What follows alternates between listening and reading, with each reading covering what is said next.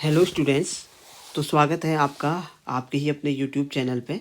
तो आज हम एक इम्पोर्टेंट टॉपिक डिस्कस करने जा रहे हैं जो आपका वीडियो नंबर 6 बनेगा और ये आपका मोस्ट इम्पोर्टेंट टॉपिक आप कह सकते हैं ट्रेसिंग ऑफ कॉनिक को, जहाँ से 100% एक क्वेश्चन आपका पूछा जाएगा और वो क्वेश्चन जो होगा आपका वो 15 मार्क्स का क्वेश्चन होगा।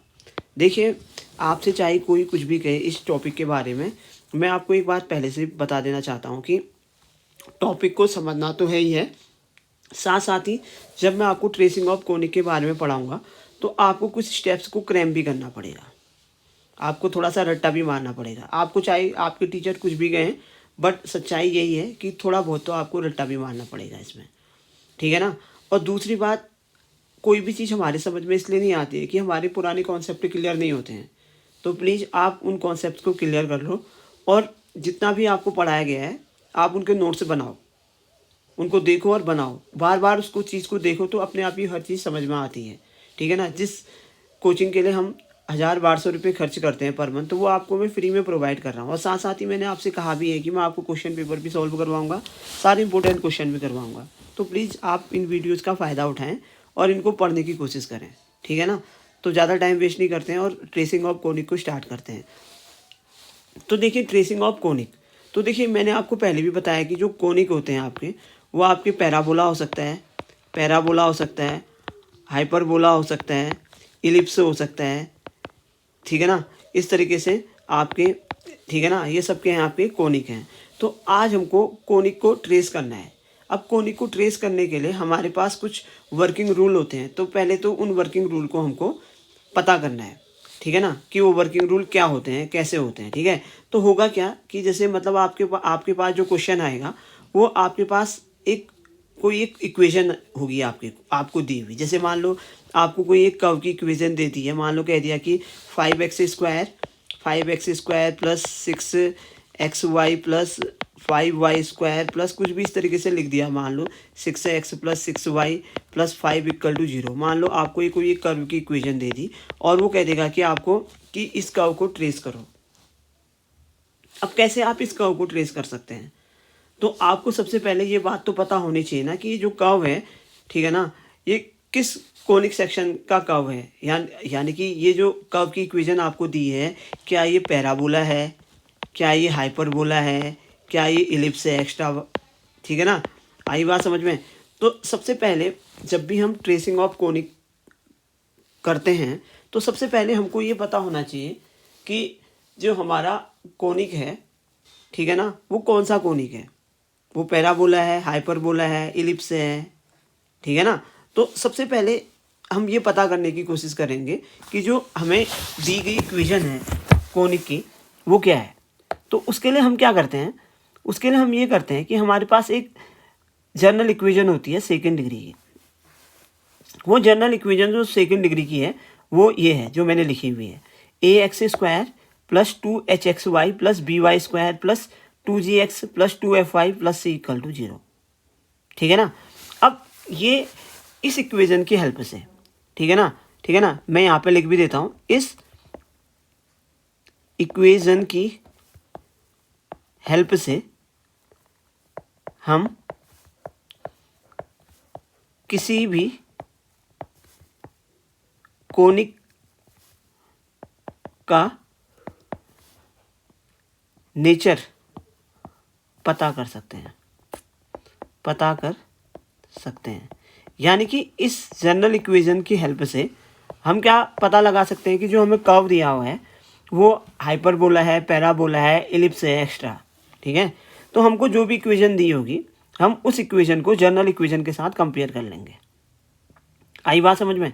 जैसे मैं फिर से यहाँ पर एक एग्जांपल लिख देता हूँ। जैसे मैंने कहा कि 5x² plus 10xy plus 6y² plus 10x plus 10y plus 5 = 0। मान लो ये कोई एक कर्व दिया है हमें, हमसे कहा कि इस कर्व को ट्रेस करो। तो पहला काम हमारा ये होगा कि मैं इस कर्व को जनरल इक्वेशन के साथ कंपेयर करूँगा। जैसे यहाँ पर a की वैल्यू 5 है, 2h की वैल्यू 10 है, यहाँ से h की वैल्यू 5 आ जाएगी, b की वैल्यू 6 है, 2g की वैल्यू 10 है तो जी की वैल्यू 5 हो जाएगी, है ना। 2f की वैल्यू 10 है तो f की वैल्यू 5 हो जाएगी और c की वैल्यू कितनी है, 5 है। तो इस तरीके से हम क्या करेंगे, जो हमारे को कर्व दिया होगा उसको हम जनरल इक्वेशन के साथ क्या करेंगे, कंपेयर करेंगे। तो कुछ बातें आपके दिमाग के अंदर सेट हुई होंगी। तो देखिए सबसे पहले तो हमको ये बात पता करनी चाहिए, ठीक है ना। तो इसलिए मैंने क्या लिखा है, अब हमारा पहला स्टेप क्या है, we will compare the given equation of conic with general equation and find the value of A B H G F and C.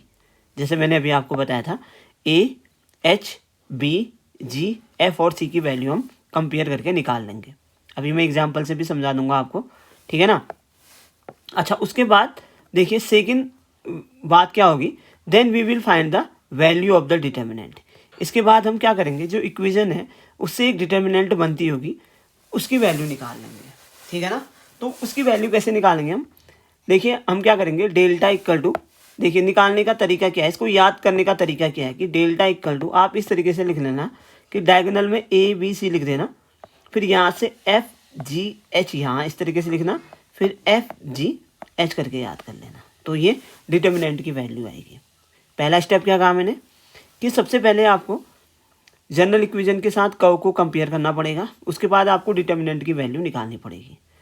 But मैं आपसे ये कहूँगा कि आपको ये चीज़ याद करने से अच्छा आप डायरेक्ट इस डिटर्मिनेंट की वैल्यू याद रखो, क्योंकि इसको सॉल्व करके निकालना काफ़ी लंबा पड़ जाएगा आपके लिए।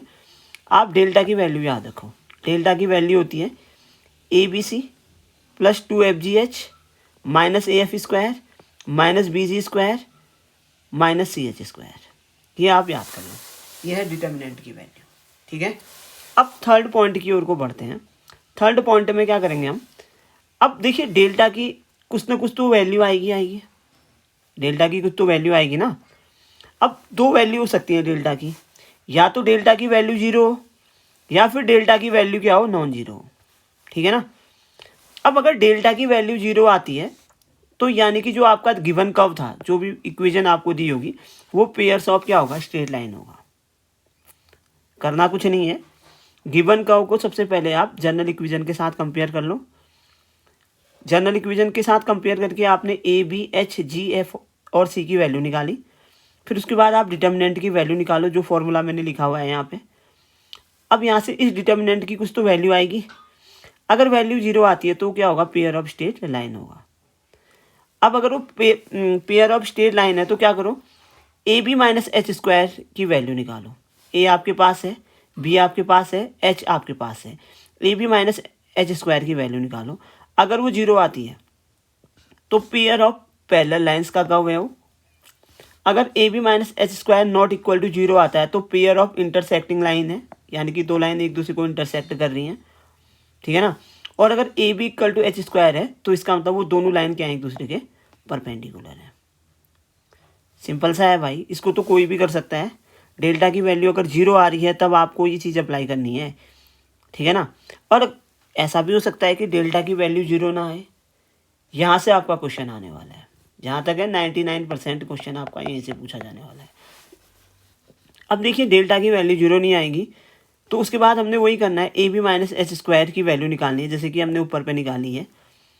अगर वो ग्रेटर देन 0 है तो इलिप्स आएगा, ठीक है ना।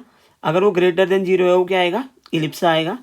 अगर A B minus H square is less than क्या है आपका 0 है तो क्या आएगा, हाइपरबोला आएगा। और A B minus H square equal to क्या है, 0 है तो क्या आएगा, पैराबोला आएगा। ये आपको याद करना है भाई, इनको याद करने की कोई ट्रिक नहीं है, बस आपको लिखना है बार बार पेज पे, एक आध न्यूमेरिकल सॉल्व करने हैं, सब पता चल जाएगा।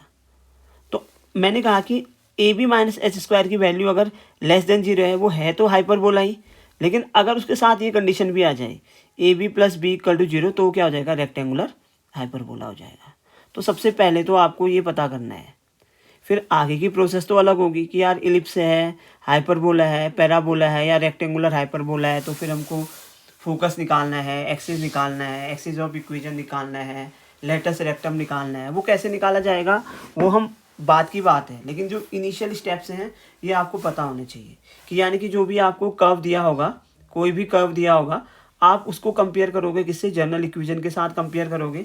पहला स्टेप यही होगा जहाँ से आप A B H, G, F और सी की वैल्यू को फाइंड आउट करोगे। उसके बाद आप डिटर्मिनेंट की वैल्यू निकालोगे। डिटर्मिनेंट की वैल्यू निकालने के लिए सबसे पहले आप क्या कर लो, फॉर्मूले को याद कर लो। फॉर्मूले को याद करने के बाद आपके पास दो बातें हो जाएंगी, या तो डेल्टा की वैल्यू जीरो होगी या फिर डेल्टा की वैल्यू नॉन जीरो होगी। डेल्टा की वैल्यू जीरो होगी तो पेयर ऑफ स्ट्रेट लाइंस हो जाएंगी। तो नीचे कुछ कंडीशंस दे रखी हैं, ठीक है ना, पैरेलल लाइंस, इंटरसेक्टिंग लाइन और परपेंडिकुलर लाइंस, इन्हीं तीन में से एक होगी। अगर A B minus H square की वैल्यू जीरो है तो पैरेलल लाइंस, अगर नॉन जीरो है तो इंटरसेक्टिंग लाइन, और अगर A B is equal to H square है तो परपेंडिकुलर लाइंस हो जाएंगी, ठीक है ना। और दूसरी बात ये कि अगर आपके डेल्टा की वैल्यू जीरो नहीं है तो A B minus H square greater than zero में इलिप्स होगा, लेस देन जीरो में हाइपरबोला होगा, और इक्वल टू जीरो में क्या हो जाएगा, ये पैराबोला हो जाएगा। ठीक हो गया, आई होप आप लोगों को समझ में आया होगा। तो सबसे पहले तो मैं आपको इसका एक न्यूमेरिकल कराता हूँ, उसके बाद ही हम फिर ट्रेसिंग ऑफ कर्व के आगे के स्टेप में चलेंगे। तो देखते हैं, जैसे मान लो ये एग्जांपल है, देखिए आप, ये एग्जांपल है आपका, ये कहता है कि 3x square minus 4x square plus 5y square minus 10x plus 8y plus 1 equal to 0। ये है आपका। आपको ये पता लगाना है कि जो कर्व है, जो आपको ये कर्व दिया हुआ है, ठीक है ना, ये आपका हाइपरबोला है, पैराबोला है, इलिप्स है, क्या है, या पेयर्स ऑफ स्ट्रेट लाइन है, क्या है, मतलब ये आपको। तो पहला स्टेप मैंने क्या कहा कि आपको सबसे पहले क्या करना है, जनरल इक्वेशन के साथ कंपेयर कर देना है। जनरल इक्वेशन क्या है, A X square plus 2hxy plus B Y square plus 2gx plus 2fy plus c equal to 0 है। यहाँ से आपने A, H, B, Y, F और सी की वैल्यू निकाल ली। आप लोग इसको आसानी से निकाल सकते हो। देखिए ए की वैल्यू 3 है, 2h की वैल्यू -4 है, तो h की वैल्यू कितनी हो जाएगी, 2 हो जाएगी। b की वैल्यू 5 है, 2g की वैल्यू कितनी है, -10 है, तो g की वैल्यू कितनी हो जाएगी, g की वैल्यू कितनी हो जाएगी, -5 हो जाएगी, ये g है, ठीक है ना। और यहाँ पर देखिए 2fy की वैल्यू कितनी है, 8y, तो f की वैल्यू कितनी हो जाएगी, 4, और c की वैल्यू कितनी है, 1 है। तो यहाँ से हमने सारी वैल्यूज निकाल दी। अब हमने डिटर्मिनेंट की वैल्यू निकाली, या तो आप इस तरीके से निकाल लो, ठीक है ना, या आपके पास फॉर्मूला है, वो फॉर्मूला क्या है, A B C plus 2fgh minus A F square minus B G square minus C H square. तो यहाँ पे आपने A B C F G H जो भी आपके पास वैल्यू है उन सबकी वैल्यूज़ को रखा, और आपका जो आंसर आया वो कितना आ गया, -22। तो यानी कि delta is not equal to क्या आ गया, 0 आ गया। तो देखिए यहाँ पे delta is not equal to 0, delta is not equal to 0 में आपके पास अब 4 कंडीशंस हैं। यानी कि आपका जो कोनिक है या तो इलिप्स बनेगा, या हाइपरबोला, या फिर पैराबोला। उसके लिए हम क्या निकालेंगे, ए बी माइनस एच की वैल्यू निकालेंगे, ठीक है। तो अब देखिए यहाँ पर, तो अब यहाँ पर देखिए हमने क्या किया, A B minus H square की वैल्यू निकाली। अब हमने ए की वैल्यू आपके पास 3 है, ए की वैल्यू 3 है, और बी की वैल्यू आपके पास 5 है, तो 3 5 जा 15 हो गया, और एच की वैल्यू है -2, तो -2 का स्क्वायर 4 हो गया, तो ये आ गया 11। यानी कि A B minus H square की वैल्यू है ग्रेटर देन 0 है, और ये ग्रेटर देन 0 किसके लिए होती है, इलिप्स के लिए होती है। तो देखिए यहाँ पर क्या आ गया, here A B minus H square is greater than 0, so given equation represents ellipse. तो देखिए कितना आसान सा है ये स्टेप। देखिए ट्रेसिंग ऑफ कॉनिक्स में यहाँ तक आपको 3 मार्क्स मिल जाएंगे, ठीक है ना। तो कोशिश करो कि आपको पूरे 15 मार्क्स मिलें। हाँ, इतना ज़रूर है, चाहे कोई कुछ भी कहे आपसे, कि क्रैमिंग तो आपको करनी पड़ेगी 15 मार्क्स के लिए, थोड़ी बहुत, ज़्यादा नहीं करनी पड़ेगी। अगर आपकी अंडरस्टैंडिंग है, अगर आपको 11th का आता है कि हाँ पैराबोला क्या होता है, हाइपरबोला क्या होता है, उसकी एक्सिस कैसे निकालते हैं, लेटस रेक्टम कैसे निकालते हैं, फिर कोई प्रॉब्लम नहीं है। अदरवाइज़ थोड़ा बहुत आपको कॉम्प्रोमाइज़ करना पड़ेगा, आपको क्रैमिंग करनी ही पड़ेगी। बट मैं कोशिश करूँगा कि आपको समझाऊँ। और एक बात और याद रखनी है कि जैसे मैं आपको क्या करूँगा, आप स्टेप नहीं सिखाऊंगा, अब मैं सीधे कोई एक न्यूमेरिकल आपको उठा के दिखाऊंगा। आपको क्या करना है कि जैसे मान लो मैंने कल आपको ट्रेसिंग ऑफ हाइपरबोला सिखा रहूँगा मैं आपको, ठीक है।